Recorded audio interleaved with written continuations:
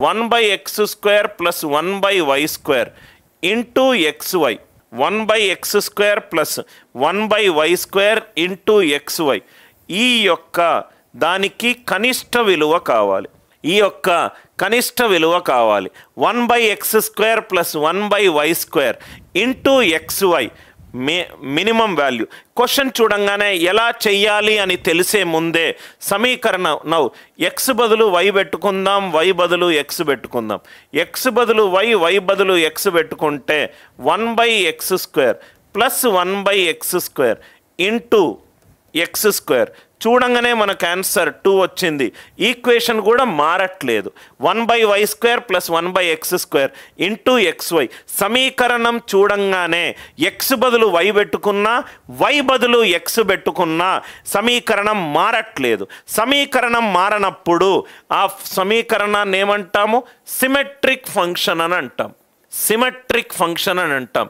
చరరాశులు ఎక్స్ బదులు వై పెట్టుకున్నా, వై బదులు ఎక్స్ పెట్టుకున్నా, రైట్, ఎక్స్ బదులు వై పెట్టుకున్నా ఆన్సర్ మారట్లేదు. ఇది క్వశ్చన్ చూడంగానే మీకు అర్థమవ్వాలి సార్. ఎప్పుడు గుర్తుపెట్టుకోండి, ఈ ఫంక్షన్ ఎప్పుడు ఉపయోగపడుతుంది? ఎక్స్ అండ్ వై ఇది ఖచ్చితంగా ఇచ్చి ఉండాలి sir. X and Y positive real numbers అయి ఉండాలి. ఇది అర్థమైంది కదా సార్. ఇక్కడ కూడా ఎక్స్ బదులు వై పెట్టుకున్నాను, వై బదులు ఎక్స్ పెట్టుకున్నాను, ఆన్సర్ 2 వచ్చింది. Are you all? ఇంకా ముందుకెళ్ళి మనము ప్రోగ్రెషన్ శ్రేణుల్లో AM greater than or equivalent to GM చూడాల్సిన అవసరం లేదు. X Y plus YZ plus ZX divided by X root YZ, Y root ZX, Z root XY. చాలామంది ఈ క్వశ్చన్ చూడంగానే భయపడతారు.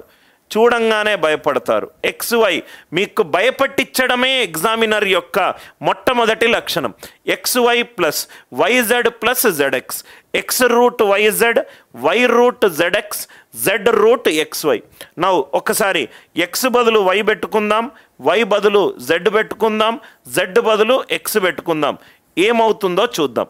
ఎక్స్ బదులు వై, వై బదులు జెడ్, వై బదులు జెడ్, జెడ్ బదులు ఎక్స్, జెడ్ బదులు ఎక్స్, ఎక్స్ బదులు వై, ఎక్స్ బదులు వై, వై బదులు జెడ్, జెడ్ బదులు ఎక్స్, వై బదులు జెడ్, జెడ్ బదులు ఎక్స్, ఎక్స్ బదులు వై, జెడ్ బదులు రైట్ ఎక్స్, ఎక్స్ బదులు వై, వై బదులు జెడ్. అదే ఈక్వేషన్ వచ్చింది కదా sir. Are you all with me? Symmetric function అదే ఈక్వేషన్ వచ్చింది.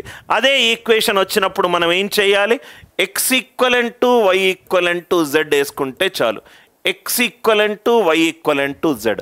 అందరికీ లాజిక్ అర్థమైందా? ఇది ఇట్లాంటి ఒక క్వశ్చన్ని నేను మాక్ పేపర్లో పెట్టాను కాబట్టి నేను క్లాస్లో డిస్కస్ చేస్తున్నాను. క్వశ్చన్ చూడంగానే అది సిమెట్రిక్ ఫంక్షనా లేదా చూడాలి. క్వశ్చన్ చూడంగానే అది సిమెట్రిక్ ఫంక్షనా లేదా అని చూడాలి. సో ఎక్స్ బదులు వై పెట్టుకుంటే x² plus x² plus x² divided by x² plus x² plus x², 3x² by 3x². Answer ఎంత?